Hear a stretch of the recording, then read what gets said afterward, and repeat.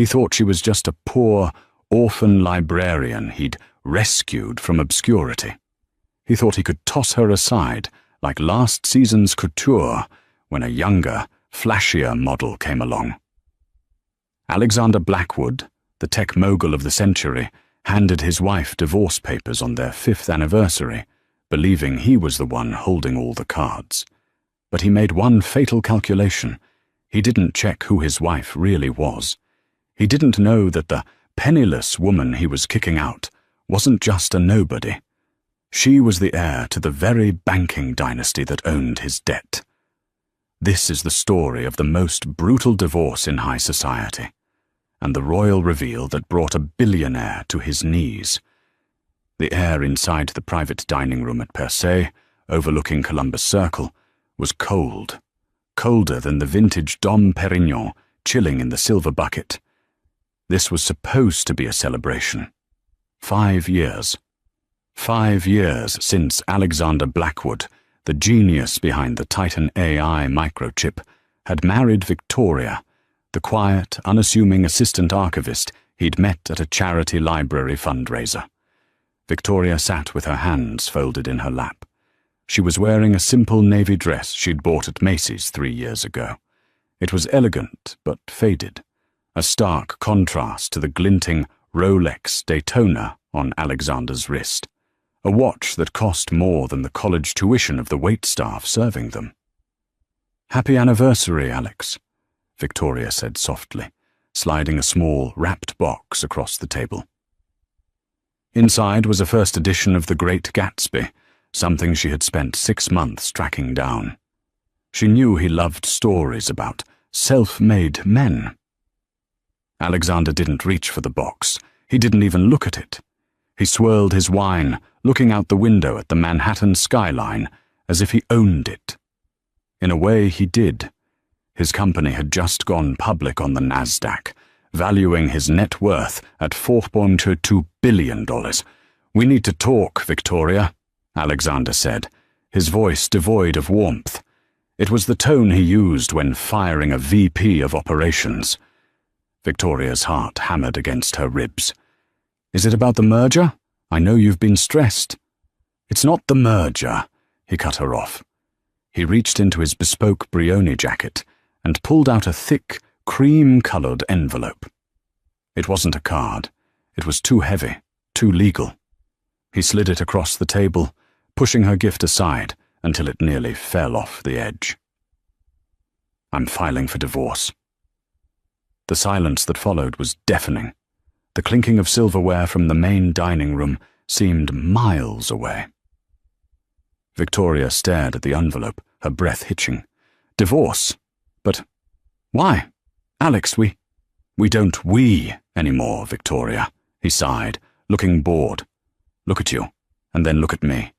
When I married you, I was a startup founder, needing a stable, quiet wife to make me look grounded to investors. I needed a nurse with a purse, emotionally speaking. But now, I'm Alexander Blackwood. I dine with heads of state. I spend weekends in Monaco." He leaned forward, his eyes cruel. "And you're still just a librarian. You wear off-the-rack clothes. You don't know how to talk to the wives of the BlackRock executives. You embarrass me, Victoria. You're too plain." Victoria felt the tears pricking her eyes, but she willed them not to fall. She had been raised to never show weakness in front of an adversary, a lesson her grandmother had drilled into her. "Is there someone else?" she asked, her voice steady. Alexander smirked. He pulled out his phone and swiped the screen, turning it to face her.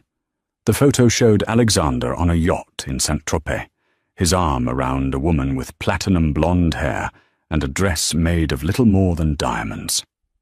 "Chantel," Alexander said, the name rolling off his tongue like honey.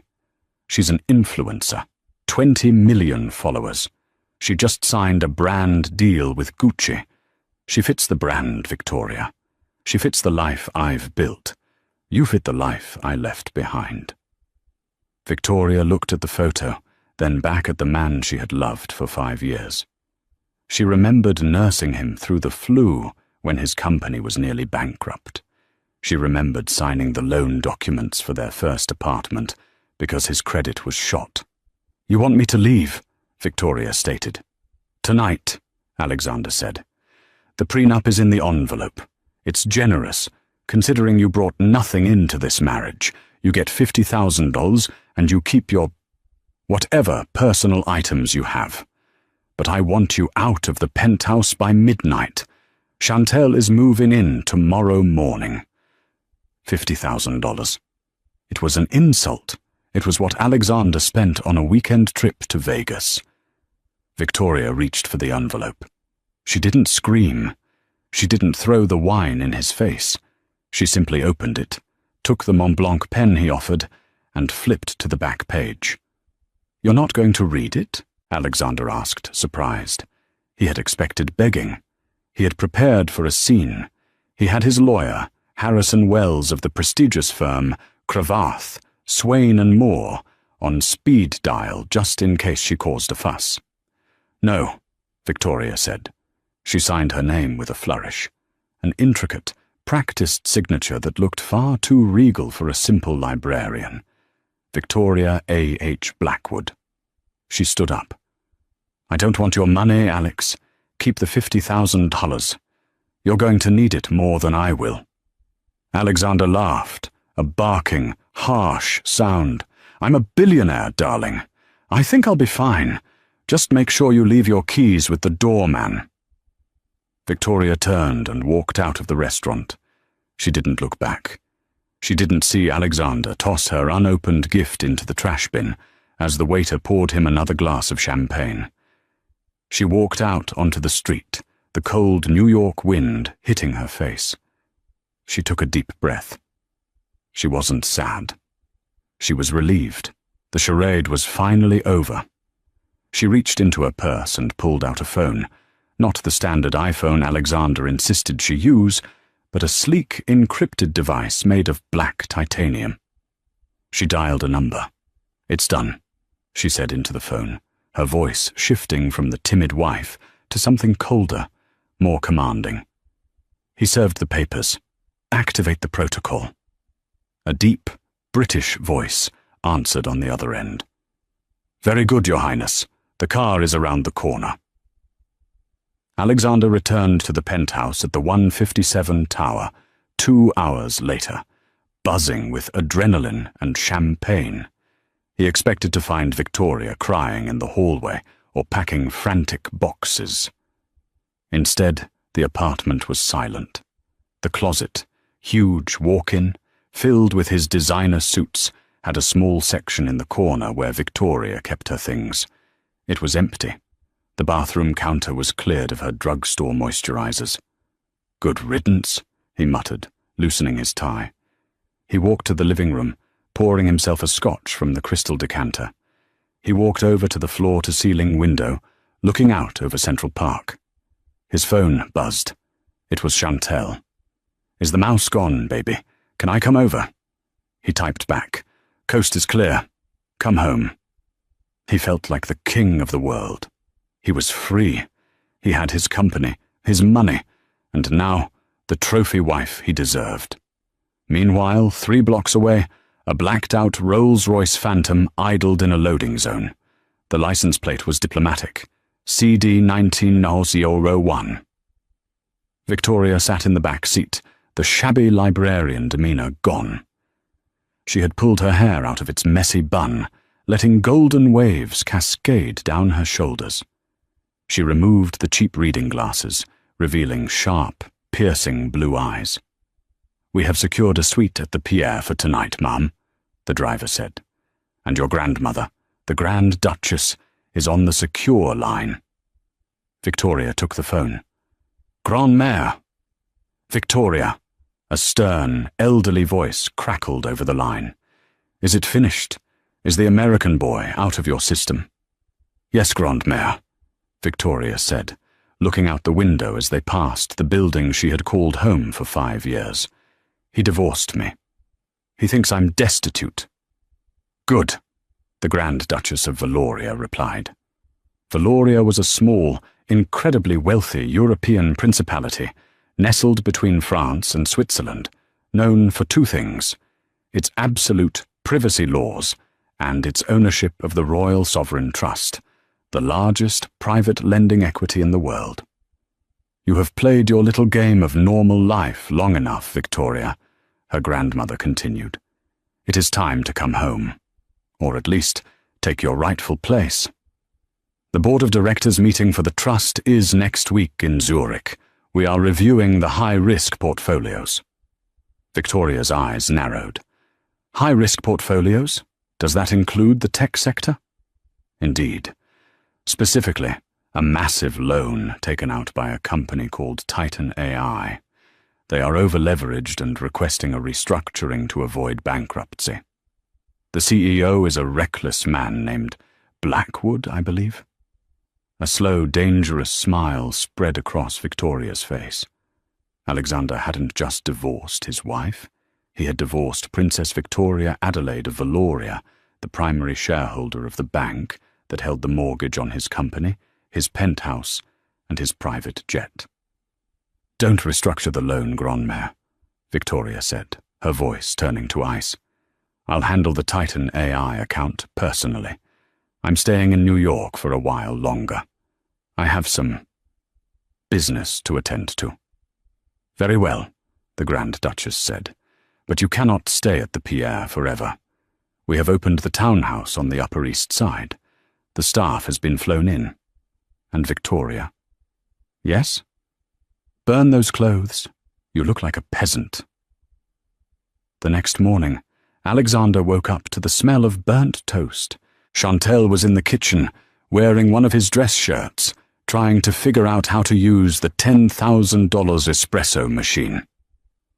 "This thing is stupid," she giggled, tossing a coffee pod into the sink. "Let's just go out. I want to go to Bergdorf's. I need a dress for the Tech Gala next week." The Tech Gala, the biggest event of the year. Alexander had been planning to debut Chantel there. It would be his victory lap. "Buy whatever you want," Alexander said, slapping a Centurion card, the black card, on the counter. "I have a meeting with the bank today. Just a formality to clear up some credit lines for the divorce settlement." He kissed her and left. He felt invincible. He arrived at his office at Titan AI, a glass fortress in Hudson Yards. His CFO, Marcus Vance, wait no, Vance is forbidden, let's use Marcus O'Connell, was waiting for him, looking pale. "Alex, we have a problem," Marcus said, pacing the office. "What problem? The stock is up 2%, Alexander said, sitting in his Herman Miller chair and putting his feet up. "It's the loan," Marcus said, sweating. "The construction loan for the new data center in Texas, and the liquidity line for the merger. It was all held by Geneva Holdings. So, we pay the interest. We're good." "No." Marcus slammed a file on the desk. "Geneva Holdings was just acquired this morning, bought out by a parent company. They've audited our accounts and triggered the character clause in our contract." "The what?" Alexander frowned. "The character clause. It's an old-school banking rule. If the CEO engages in publicly scandalous behavior or financial instability, the lender can call in the full amount of the loan immediately. They're claiming your sudden divorce and the tabloid rumors about Chantel constitute a risk." Alexander laughed. "That's ridiculous. Who bought the debt?" "Some hedge fund. I'll call the manager and buy him a steak dinner." Marcus shook his head, looking terrified. "It's not a hedge fund, Alex. It's the Royal Sovereign Trust of Valoria. They don't eat steak dinners with people like us. They eat countries." "Valoria?" Alexander rolled his eyes. "That tiny place in Europe? Who runs it?" "The royal family. Specifically, the assets are managed by the heir apparent. They are notoriously ruthless. They've demanded a meeting, Friday, at their New York headquarters." "Fine." Alexander fixed his cufflinks. "I'll charm them. I always do. Whoever this prince or princess is, they'll be begging to invest more by the time I'm done." He didn't know that the prince or princess he was going to meet was the woman whose anniversary gift was currently sitting in the trash can of a restaurant on Columbus Circle. While Alexander was busy trying to explain high finance to Chantel, who thought liquidity had something to do with the smoothie bar at Equinox, Victoria was stepping back into a world she had forsaken 5 years ago. The Valorian diplomatic townhouse on East 73rd Street was a fortress of old-world luxury, a stark contrast to the glass and steel sterility of Alexander's penthouse. The moment she stepped through the wrought-iron doors, the librarian vanished completely. A staff of 10, who had flown in overnight on a private Gulfstream G650, stood in a receiving line. "Welcome home, Your Royal Highness," said Bartholomew, the elderly butler who had taught her how to ride a bicycle 20 years ago. Victoria nodded, her posture instantly straightening, her chin lifting. "Thank you, Bartholomew. It's good to be back. I need a full audit of the Titan AI portfolio on my desk within the hour. And Bartholomew?" "Yes, ma'am." "Burn the clothes in that suitcase, all of them." Upstairs, in a master suite, larger than her entire apartment with Alexander, Victoria stood before a floor-to-ceiling mirror. She looked at the woman looking back, too thin, pale, eyes dimmed by years of playing small so Alexander could feel big. She picked up a phone and dialed a number in Paris. It answered on the first ring. "Jean-Luc," she said in flawless French. "It's Victoria. I need a wardrobe. Not for a party. For a war." Jean-Luc Dubois, the legendary couturier who had dressed every European queen for the past 3 decades, didn't ask questions. By the next afternoon, trunks arrived containing thousands of dollars of bespoke tailoring, structured blazers that acted as armor, silk blouses in deep jewel tones, and stiletto heels sharp enough to draw blood. Victoria spent the next 2 days in the townhouse library, surrounded by financial reports on Titan AI. It was worse than her grandmother had let on. Alexander was a visionary in tech, yes, but he was a gambler in business. He had leveraged his entire empire on the success of a new microchip that wasn't even fully tested, to fund his lavish lifestyle with Chantel, the yacht rentals, the suite at the Ritz Paris, the diamond necklaces. He had dipped into company operating funds. It was sloppy. It was arrogant. It was perfect. On Thursday night, the night before the big meeting, Victoria sat by the fireplace, sipping a 1982 Chateau Margaux. Bartholomew entered softly, holding a silver tray with an iPad on it. "The latest press, Your Highness. I thought you should see it." Victoria swiped the screen. It was page 6. The headline screamed, "Billionaire Tech King dumps frumpy wife for TikTok Queen." There was a photo of Alexander and Chantel leaving Nobu the night before. Chantel was wearing a dress that was barely there, hanging onto Alexander's arm and laughing, flashing a massive yellow diamond ring on her finger. A ring Victoria recognized. It was the engagement ring Alexander had claimed he couldn't afford to buy her 5 years ago, the one he said was too ostentatious. Victoria zoomed in on Alexander's face in the photo. He looked smug, victorious. "He looks happy," Bartholomew noted quietly. "He looks," Victoria said, setting the glass down with a sharp click, "like a man standing on a trap door who doesn't know who has their hand on the lever." She stood up, the silk of her emerald green dressing gown flowing around her. "Lay out the Navy Dior suit for tomorrow, the vintage one, and bring me the sapphire brooch from the Valorian Crown collection, the one with the crest. The lion rampant, ma'am? Isn't that a bit aggressive for a business meeting?" Victoria smiled, a look that would have terrified Alexander Blackwood had he seen it. I'm not going to a business meeting, Bartholomew. I'm going to an execution. Friday morning arrived with grey skies over Manhattan. Alexander was irritated. Chantel had kept him up half the night, filming a Get Ready With Me video for TikTok in their bathroom, and his driver was 5 minutes late. Just get me to the Seagram building, Alexander snapped at the driver, once he finally got in. I need to deal with these European bankers and get back to real work. His CFO, Marcus O'Connell, was already waiting in the lobby of the Seagram building, clutching his briefcase like a life preserver. They're making us wait upstairs, Alex, Marcus whispered nervously as they got into the elevator. The Royal Sovereign Trust takes up the top 3 floors.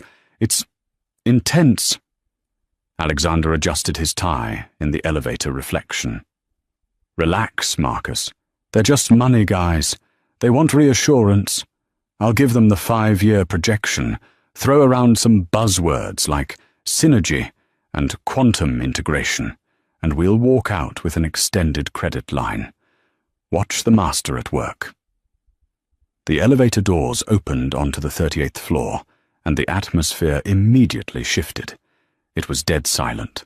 The floors were polished Italian marble, the walls panelled in dark, ancient mahogany.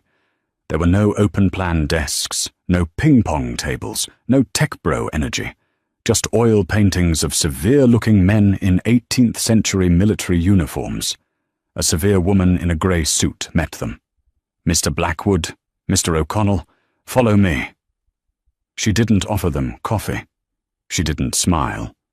She led them to a massive set of double doors and motioned for them to wait on a hard wooden bench outside. 45 minutes passed. Alexander was fuming. He checked his Rolex every 30 seconds. He pulled out his phone to check his emails, but there was zero signal in the hallway. A subtle power play. "This is outrageous," Alexander hissed. "Do they know who I am? My time is worth $10,000 a minute." "Alex, keep your voice down," Marcus begged. Finally, the double doors opened. The assistant beckoned them inside. The boardroom was cavernous. The windows offered a panoramic view of the city, but the room felt hermetically sealed. At the far end of a polished table, long enough to land a plane on, sat Alistair Pembroke, the CEO of the Royal Sovereign Trust. He was a man in his 60s with steel-grey hair and a suit that cost more than Alexander's car. Alexander put on his best winning smile and strode forward, hand extended. "Mr. Pembroke, a pleasure. Apologies for the delay. I know how busy we all are." Pembroke didn't stand up. He didn't shake the proffered hand. He just pointed to a chair at the far end of the table, 20 feet away. "Sit down, Mr. Blackwood." Alexander blinked, his smile faltering. He sat. He felt surprisingly small in the large leather chair. "Mr. Pembroke," Alexander began, launching into his pitch, "I know the sudden acquisition of our debt by your reputable institution has raised questions, but I assure you, Titan AI is stronger than ever. My recent personal restructuring was necessary to align my public image with the company's future trajectory. We are about to launch a chip that will revolutionize—" "Be quiet, Mr. Blackwood," Pembroke said. His voice wasn't loud, but it stopped Alexander mid-sentence like a physical slap. "Excuse me? We have audited your company. You are over-leveraged by 400%. You have been siphoning corporate funds for personal use at an alarming rate in the last 3 weeks. And you triggered the morality clause in your loan agreement by publicly humiliating your wife of 5 years to cavort with a social media personality." Alexander felt sweat prickle under his collar. "Now see here. My private life is none of your concern. I can cover the interest payments." "We don't want the interest payments," Pembroke cut in. "We want the principal. The Royal Sovereign Trust is calling in the loan. All of it. $600 million. Payable within 48 hours. Marcus whimpered audibly. Alexander stood up, his face red. "That's impossible. That will bankrupt the company. You can't do that. I demand to speak to the actual owner of this trust. You're just a manager, Pembroke. Who do I have to charm to make this go away? I know these European royals. They all have a price." Pembroke stared at Alexander for a long, uncomfortable moment. A strange, almost pitying look crossed his face. "You wish to speak to the chair of the board, the primary shareholder?" Pembroke asked. "Yes. Right now." "Very well," Pembroke said. She insisted on being present for this part, anyway. Pembroke pushed a button on the intercom. "Your Royal Highness, we are ready for you." "Your Royal Highness?" Alexander thought, confused. A side door near the head of the table opened. The sound of sharp heels clicking on marble echoed through the silent room. Alexander turned, ready to turn on the charm, ready to flirt with whatever elderly duchess walked through the door. But it wasn't an elderly duchess. A woman walked in. She was tall, radiating an icy power that seemed to drop the temperature in the room by 10 degrees. She wore a perfectly tailored deep navy Dior suit that accentuated a figure Alexander hadn't noticed in years. Her blonde hair, usually tied up in a messy knot with pencils stuck in it, was styled in sleek, glossy waves around her face. On her lapel, a sapphire lion with diamond eyes glinted dangerously under the chandelier lights. Alexander stared. His brain refused to process what his eyes were seeing. It looked like Victoria, but it couldn't be Victoria. Victoria wore cardigans. Victoria smelled like old books and vanilla. This woman smelled like rare orchids and cold, hard cash. She didn't look at him. She walked to the head of the table, past Pembroke, and stood behind the massive chair meant for the sovereign. Only then did she raise her eyes, those piercing blue eyes that he had ignored for years. Alexander's mouth fell open. "Victoria? What are you doing here? Did you get a job as an assistant?" He laughed nervously, looking at Pembroke. "Is this a joke? You hired my ex-wife." Victoria ignored him. She placed a single, slim manila folder on the table. "Mr. Pembroke," Victoria said, her voice cool, authoritative, and ringing with an aristocratic accent Alexander had never heard her use. "Bring me up to speed. Has Mr. Blackwood been informed of the foreclosure protocols?" "Victoria, stop it," Alexander said, stepping forward, his confusion turning to anger. "What is this game? You don't talk like that. You're a librarian from Queen's." Victoria finally turned her head slowly and looked directly at him. The look was so withering that Alexander actually took a step back. "Sit down, Alexander," she commanded. It wasn't a request. It was an order. He sat. "You seem confused," she said, resting her hands on the table. The sapphire lion glinted. "Let me clarify the situation for you. You are correct that I was a librarian. I enjoy books. They are quiet, unlike you." She leaned forward slightly. "But you were incorrect about my origins. You never asked, did you? In 5 years, you never once asked about my family in Europe. You just assumed I was poor because I didn't wear labels and didn't care for your shallow parties." Alexander was frozen, his mind racing back through 5 years of marriage. The vague answers she gave about her childhood, the trips to Europe to visit an ailing aunt, the fluency in French and German that she downplayed. "Allow me to reintroduce myself," she said, her voice like steel wrapped in velvet. "I am not just Victoria Blackwood. I am Her Royal Highness, Princess Victoria Adelaide Antoinette Grimaldi of Valoria. My family has ruled our principality for 600 years, and my family owns the Royal Sovereign Trust."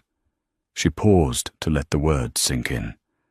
She watched the blood drain entirely from Alexander's face, leaving him greyish-white. "Which means, Alexander," she whispered, a terrifying smile touching the corners of her lips, I own you." The silence in the boardroom stretched until it became suffocating. The only sound was a soft thump as Marcus O'Connell, the CFO of Titan AI, actually fainted, sliding out of his chair onto the thick Persian rug. Nobody moved to help him. Alexander stared at the woman at the head of the table. His brain was misfiring, trying to reconcile the image of his quiet, cardigan-wearing wife with this imposing figure dripping in sapphire authority. "A princess?" Alexander choked out, his voice cracking. He tried to laugh, but it sounded like a dry cough. "Vicky, come on. This is an elaborate joke, right? You hired actors. You're from Queens. We ate ramen noodles on a mattress on the floor our first year." Victoria, Princess Victoria, didn't even blink. "I lived in Queens because I chose to experience life outside the palace walls. I ate ramen because I wanted to know what it felt like to build something from nothing. You, Alexander, were my experiment in normality, an experiment that has tragically failed." She tapped a manicured finger on the file in front of her. "Mr. Pembroke, please escort Mr. O'Connell out. He's useless to us. I will deal with Mr. Blackwood alone." Pembroke nodded and dragged the groggy CFO out of the room. The heavy doors boomed shut, locking Alexander in with his worst nightmare. The moment they were alone, Alexander's shock morphed into a slick, desperate charm.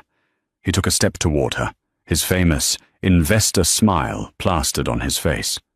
"Vicky, baby," he started, holding his hands up in a placating gesture. "Okay, wow, you got me. This is huge. Why didn't you tell me? We could have been a power couple. Think about it. Titan AI backed by royal money. We'd rule the world." He reached out to touch her arm, a habit born of 5 years of taking her for granted. "Do not touch me," Victoria said. Her voice wasn't loud, but it had the absolute finality of a guillotine blade. Alexander froze. He saw something in her eyes he'd never seen before, genuine revulsion. "You lost the right to touch me when you served me divorce papers between the appetizer and the main course," she said coldly. "You called me plain. You called me an embarrassment. You said I fit the life you left behind." She stood up slowly, towering over him in her heels. "Look at me now, Alexander. Do I look plain to you?" He gulped. She looked terrifyingly beautiful. She looked like a goddess of vengeance. "I was stressed, Victoria. It was the business talking. I didn't mean it. Let's tear up those papers. Let's start over. I'll dump Chantel today. Right now. Watch." He fumbled for his phone. Victoria laughed, a chilling, crystalline sound. "Oh, Alexander, you really don't understand what's happening, do you?" She picked up a document from the table and threw it toward him. It slid across the polished wood. It was the divorce settlement agreement, the prenup he had forced her to sign. "You were so eager to be rid of me, you didn't even wait for your lawyer to file it," Victoria said. "You signed it. Then I signed it. As of 9 a.m. this morning, when my legal team filed it with the city clerk, we are officially divorced. You are a single man, Alexander." Alexander stared at the paper. He had signed away his connection to her. He had signed away his safety net. "But the $50,000, he stammered. "I gave you." "Keep it," she said, echoing his words from the restaurant. "You're going to need it, because as of this moment, the Royal Sovereign Trust is commencing foreclosure proceedings on Titan AI. We are seizing your assets, your intellectual property, and your personal holdings used as collateral." "You can't. The penthouse is in my name." "The penthouse was collateral for your Series B funding round," she corrected him. "It's ours. You have 24 hours to vacate. I believe Chantel will find moving out quite tedious." Alexander felt the room spinning. Everything he had built, everything that defined him, was dissolving. "Why?" he whispered, tears of rage and fear stinging his eyes. "If you had all this money, why did you let me struggle? Why did you let me take out these loans?" Victoria's expression softened, just for a fraction of a second, into profound sadness. "Because I loved you, you idiot. I wanted you to succeed on your own merits. I wanted to see if the man I married was worthy of the throne he was trying to build. But you weren't building a throne, Alexander. You were just digging a very expensive hole." She pressed a button on the intercom. "Security, please remove Mr. Blackwood from the premises and ensure his building pass is deactivated." Two massive security guards materialized. Alexander was escorted out of the boardroom, past the oil paintings of Victoria's ancestors, who all seemed to be sneering at him. He was shoved into an elevator, a billionaire who had just lost $4 billion in 45 minutes. The next 24 hours were a blur of panic and denial for Alexander. He returned to the 157 penthouse to find chaos. Chantel was throwing expensive luggage around, screaming at her assistant on the phone. "What do you mean my card declined at Cartier?"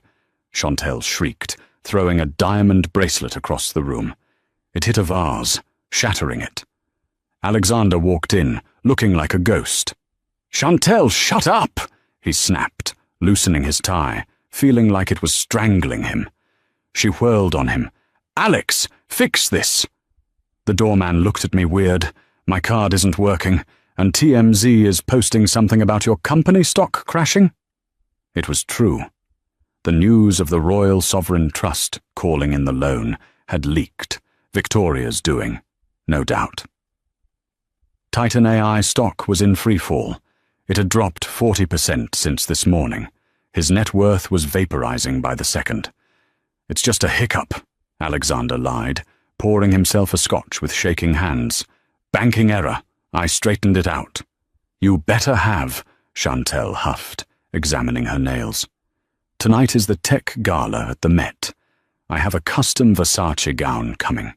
If I walk that red carpet and people think you're broke, I will literally die. My brand cannot handle poor."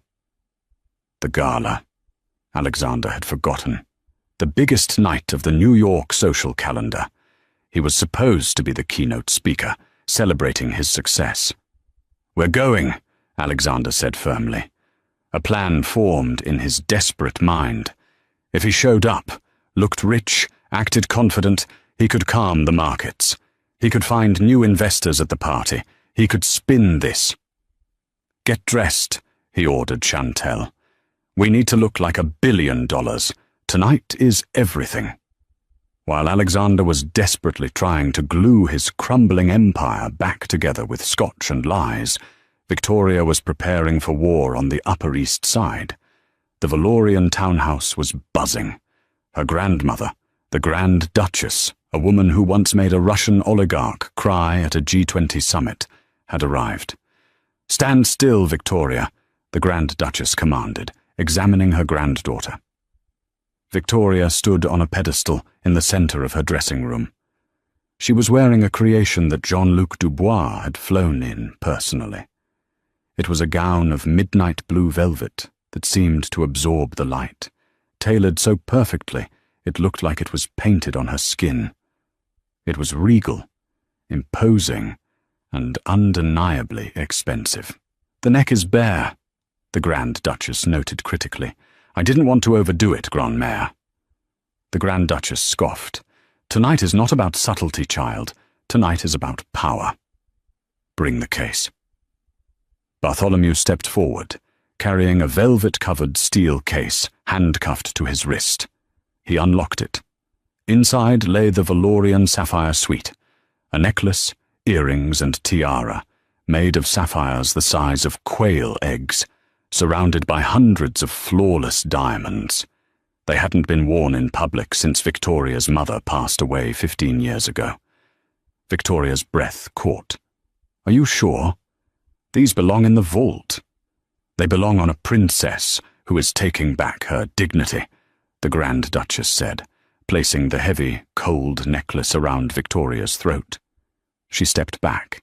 The transformation was total. The librarian was dead. "Long live the princess." "Go," the Grand Duchess said. "Show that little man what real royalty looks like." "And Victoria?" "Yes. Don't break him too quickly. It's more fun to watch them squirm." The red carpet outside the Metropolitan Museum of Art was a frenzy of flashbulbs and screaming fans. It was the annual Innovators' Ball. A black limousine pulled up. Alexander got out, forcing a blinding white smile. He wore a Tom Ford tuxedo that felt suddenly too tight. He extended a hand to Chantelle. Chantelle emerged, a vision in neon pink Versace, feathers, and too much fake tan. She immediately started posing for the cameras, blowing kisses. But the reception was chilly. The reporters weren't asking, "Who are you wearing?" They were shouting, "Mr. Blackwood, is it true Titan AI is facing liquidity issues?" "Alex, comment on the stock drop." Alexander ignored them, hustling Chantelle up the stairs. "Keep smiling," he hissed at her. They reached the top of the stairs, ready to make their grand entrance into the great hall. Then a hush fell over the crowd below. The shouting stopped. The camera shutters went silent for a split second. A vintage maroon Rolls-Royce Phantom 6, the kind used by actual monarchs, had pulled up to the carpet. The driver, in full livery, opened the back door. First, a navy velvet stiletto stepped out. Then, Princess Victoria emerged. The silence broke with a collective gasp that rippled through the hundreds of people present. She didn't stop for photos. She glided. The midnight blue velvet flowed around her like dark water. The sapphires at her throat caught the camera flashes and fractured the light into 1,000 blue daggers. Her blonde hair was swept up, crowned by the diamond tiara that glinted with centuries of history. She looked untouchable. She looked immensely, terrifyingly wealthy. Alexander, standing at the top of the stairs, turned to see what everyone was looking at. His breath left his body. He recognized the face, but nothing else. The woman walking up the stairs toward him wasn't the wife he had discarded. She was a queen coming to claim her territory. Chantelle popped her gum, squinting. "Who is that? Her dress is amazing. Wait, Alex, isn't that your ex-wife? The boring librarian?" Victoria reached the top of the stairs. She didn't stop. She walked straight past Alexander as if he were a piece of insignificant furniture. The scent of rare orchids and cold air trailed behind her. As she passed him, she didn't even turn her head, but she spoke just loud enough for him to hear. "Happy anniversary, Alexander." The great hall of the Metropolitan Museum of Art was a cavern of echoing opulence, transformed for the night into a playground for the 0.01%. The air was thick with the scent of expensive perfume, lilies, and the distinct metallic tang of chilled Osetra caviar. But for Alexander Blackwood, the atmosphere felt suffocating, heavy with a humidity that had nothing to do with the weather and everything to do with the shifting tides of power. Alexander stood near the base of the Temple of Dendor, the ancient Egyptian sandstone glowing ethereally under the soft, amber uplighting. In his hand, a glass of 30-year-old single malt warmed, untouched. He wore his tuxedo like armor, a bespoke Tom Ford creation that usually made him feel invincible. Tonight, however, it felt like a costume, a disguise he was wearing to convince the world, and perhaps himself, that he still belonged here. Beside him, Chantelle was busy documenting her existence. She held her phone high, pouting for a selfie with the temple in the background, the flash of her screen illuminating the boredom in her eyes. "This lighting is tragic, Alex," she complained, snapping her gum, a sound that cut through the refined hum of conversation, like a gunshot. "And why is no one coming over to us? Usually we're swarmed. I need content for the vlog. Did you see the view count on my Get Ready With Me? It's tanking. Alexander didn't answer. His eyes were scanning the room, darting from face to face, looking for an ally. He saw Jonathan Gray, the real estate tycoon, laughing near the bar. He saw the editor-in-chief of Vanity Fair whispering with a movie star. Alexander straightened his spine, adjusted his cufflinks, and made his move. "Jonathan!" Alexander called out, forcing the trademark Blackwood smile, the one that had closed billion-dollar deals. "I wanted to talk to you about the Hudson Yards expansion. I have some ideas about the AI integration." Jonathan turned. The smile on his face didn't reach his eyes. It was the polite, shark-like grimace of a man who smells blood in the water. "Alexander," Jonathan said, his voice dropping an octave. "Interesting timing. I heard some disturbing news from the London Exchange this afternoon. Something about the Royal Sovereign Trust invoking a distress clause." Alexander felt a cold bead of sweat roll down his spine. "Rumours, John. You know how the market is. Just a bureaucratic mix-up with the European lenders. We're sorting it out. In fact, I'm expecting a fresh injection of capital by Monday." Jonathan took a slow sip of his champagne, his eyes drifting over Alexander's shoulder. "I don't think so, Alex.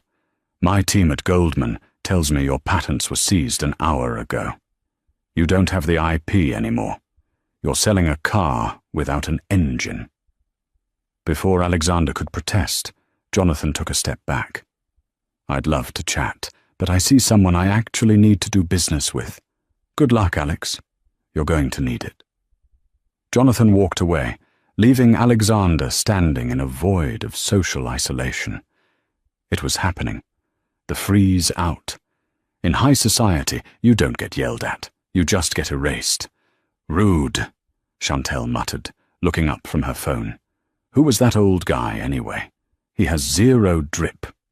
"Shut up, Chantel," Alexander hissed, the panic finally cracking his voice. "Just stand there and look expensive. That's your only job." Suddenly, the ambient chatter in the massive hall died down. It wasn't a gradual silence. It was an instant, collective hush, as if the oxygen had been sucked out of the room. The lights dimmed, focusing a single, brilliant spotlight on the center stage in front of the temple. The museum's director stepped to the microphone. "Ladies and gentlemen, distinguished guests, tonight is a night of history. We are celebrating not just innovation, but heritage. And we are honored to welcome our new primary benefactor. Please welcome the chairwoman of the Valorian Sovereign Council, Her Royal Highness, Princess Victoria." Alexander's heart hammered against his ribs like a trapped bird. Victoria. She emerged from the shadows of the temple, stepping into the light. The collective gasp of the crowd was audible. If Alexander had thought she looked good in the boardroom, tonight she looked like a deity.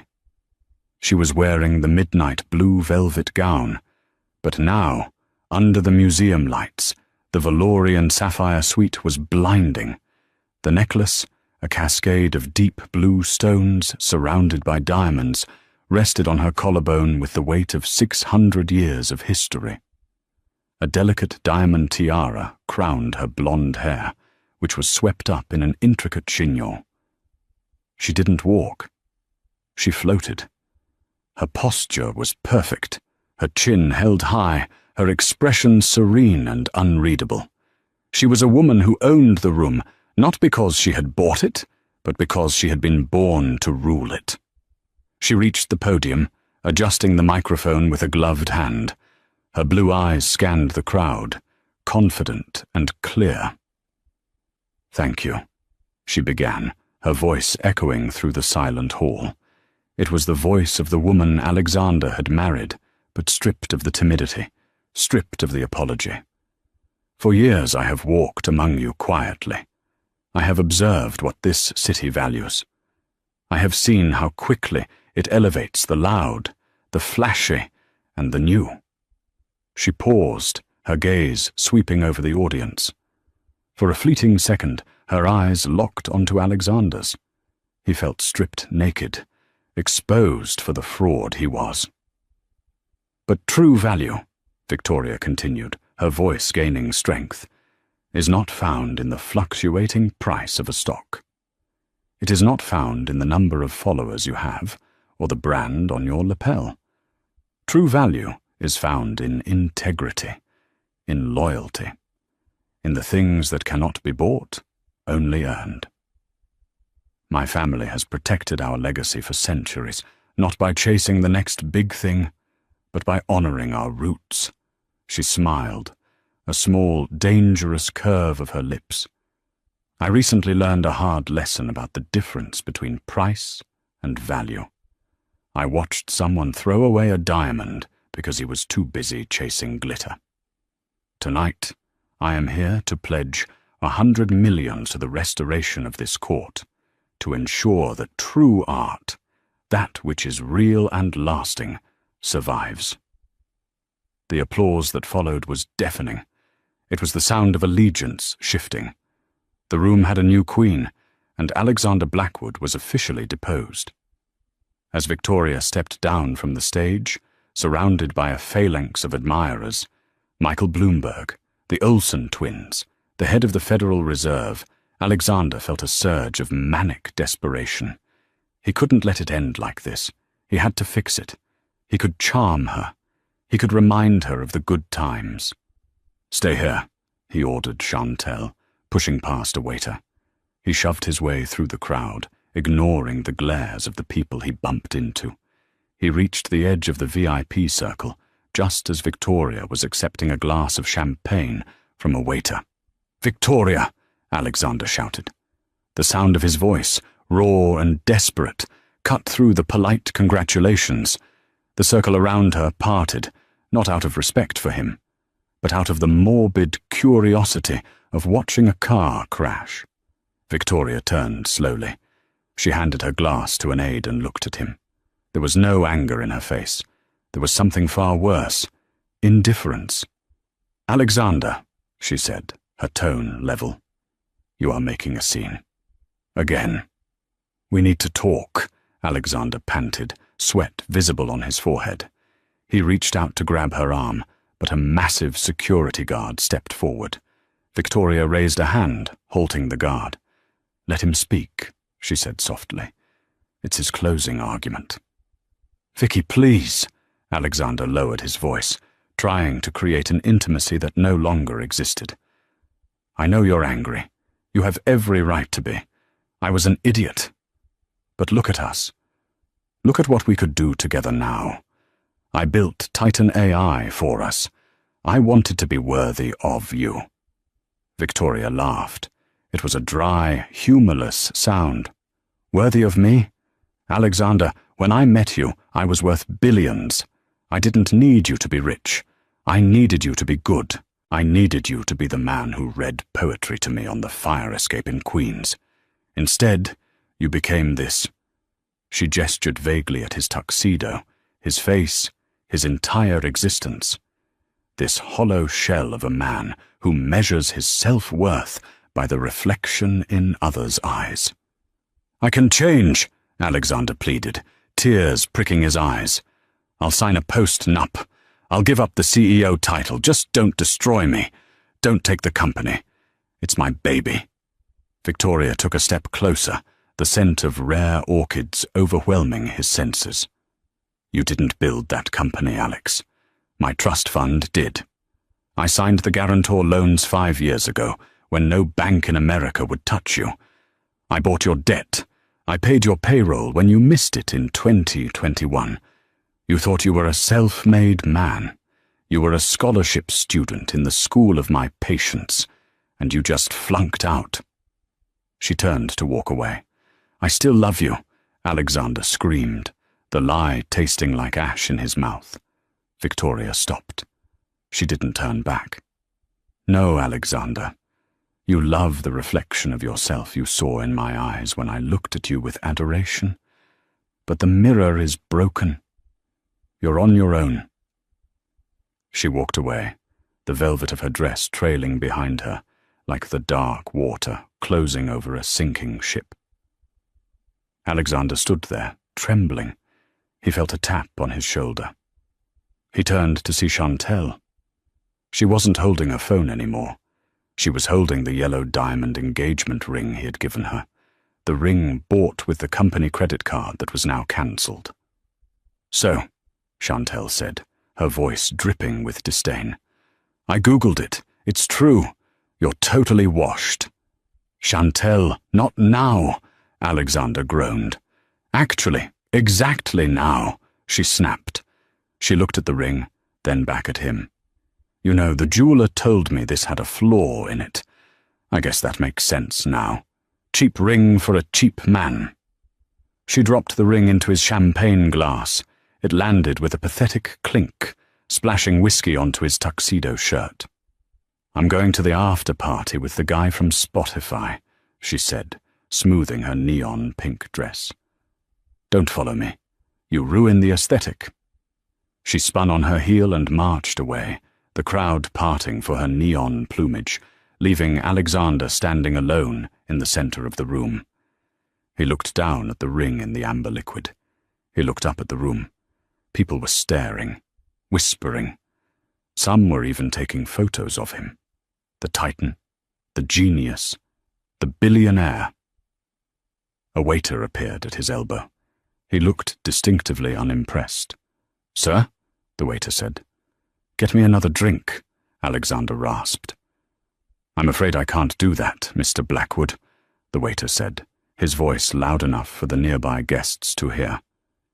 "We've been instructed by the event host, Her Royal Highness, that your invitation has been revoked. Security is waiting to escort you out." "I can walk myself out," Alexander spat, straightening his jacket with a shred of remaining dignity. He turned toward the grand staircase leading to the main exit. "Not that way, sir," the waiter corrected him, pointing a gloved hand toward a nondescript grey door near the kitchens. "The VIP exit is for guests. The service exit is to your left." Alexander froze. He looked at the grand staircase, then at the grey door. He looked at the crowd, waiting for someone, anyone, to intervene. To say, "Wait, that's Alexander Blackwood." But no one did. They had already turned their backs, their attention returning to the princess at the head table. Alexander Blackwood lowered his head. He walked to the grey door, pushed it open, and stepped out into the cold, rain-slicked alleyway behind the museum. The heavy steel door clicked shut behind him, locking him out of the world he had sacrificed his soul to enter. 8 months later. The winter in New Jersey was harsher than Alexander remembered. The heating in his studio apartment in Hoboken rattled and wheezed, never quite getting the room warm enough. Alexander sat at a folding card table, the only furniture he had kept aside from a mattress. His laptop sat open. He was working as a freelance consultant for a mid-sized logistics firm, correcting their spreadsheet formulas for $40 an hour. His phone buzzed. It was a notification from the Wall Street Journal app. Headline, "Valoria Tech shares hit record high as Princess Victoria announces global clean energy initiative." He clicked the article. There was a photo of her. She looked older, wiser, but radiant. She was cutting a ribbon on a wind farm in the North Sea. She looked happy. Alexander closed the laptop. He stood up and walked to the small kitchenette to heat up a cup of instant noodles. As he waited for the water to boil, he glanced at the bookshelf made of cinder blocks and plywood. There was only one book on it, a first edition of The Great Gatsby. The cover was water-damaged and stained with wine from the night he had fished it out of the trash, but the pages were still readable. He picked it up and opened it to the last page. He read the line he had memorized, the line that now defined his existence.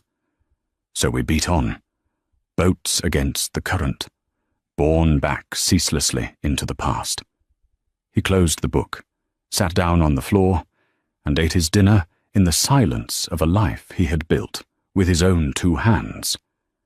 And that is the story of Alexander Blackwood and Princess Victoria. It's a brutal reminder that when you marry someone, you aren't just marrying a face or a status. You're marrying a human being with a history, a soul, and sometimes a secret that can change your life. Alexander chased the glitter of gold and lost the diamond he already held in his hand. He learned too late that the quietest person in the room is often the most powerful. Wow, what a roller coaster. I honestly think Alexander got exactly what he deserved. It's so satisfying to see Victoria step into her power like that. My favorite part was definitely the "service exit is to your left" line. Ouch. What do you guys think? Was Victoria too harsh, or did Alexander deserve to lose everything? And would you have read that letter at the end? Let me know in the comments below. If you enjoyed this story of royal revenge and karma, please smash that like button. It really helps the channel. And don't forget to subscribe and hit the bell notification so you never miss a drama-filled story time. I'll see you in the next video. Bye.